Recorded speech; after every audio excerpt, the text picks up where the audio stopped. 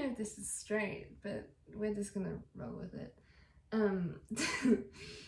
Pretty ironic considering what this book is. Let me introduce you to my most anticipated read of the year. And it's not coming out till September. Not even that, the 28th of September, so basically October. So far away, but I couldn't be happier. This is gonna save my 2021.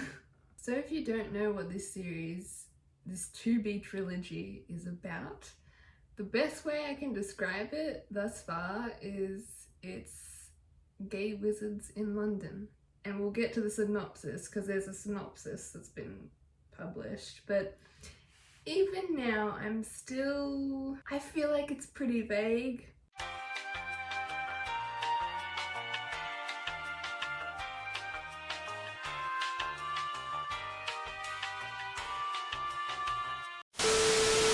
I just watched Picard's Instagram story. It's gonna be another enemies to lovers with multiple POVs. I think it's like 5 different POVs, and 2 of those POVs are women, the rest are boys. But she also said that a character called James is apparently like Laurent if Laurent turned evil.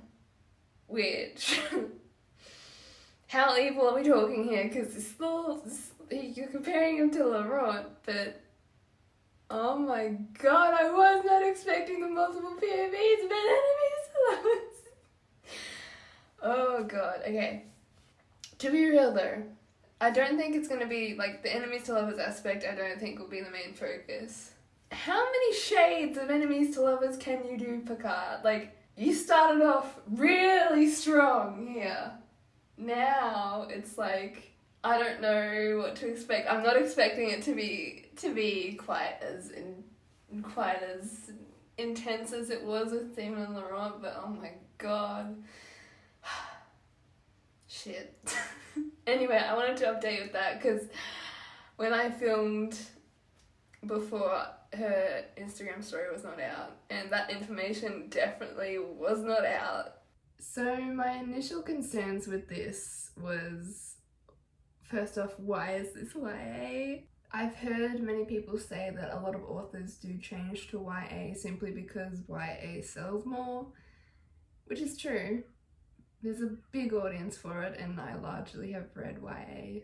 Still, it's like, I feel that Picard might have to dull down her writing to what she's usually done in the past. So I did some digging and actually found out that this has been planned as a YA book for a very long time, which kind of debunks my previous concern that I had with it, because I initially had the impression that it originally was never planned to be YA, but I was wrong.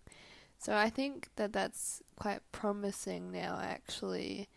And also, it looks to me like we actually haven't seen Picard's true potential yet, because it sounds like she was playing around with Captain Prince to see what she could do, and now she's like got full confidence with Darkrise. So I'm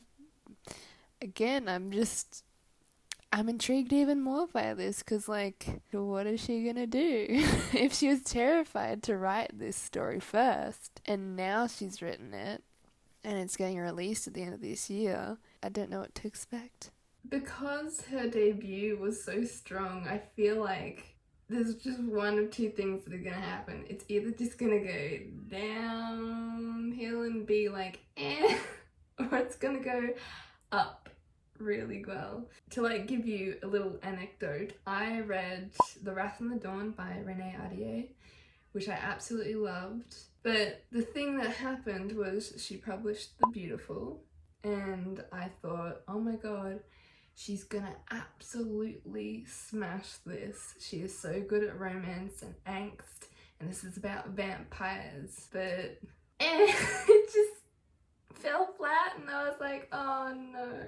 damn it, I really wanted to like it, but it was just That might happen with this. This is just a me thing, but I am not a fan of London settings in books or wizards, except for Howl.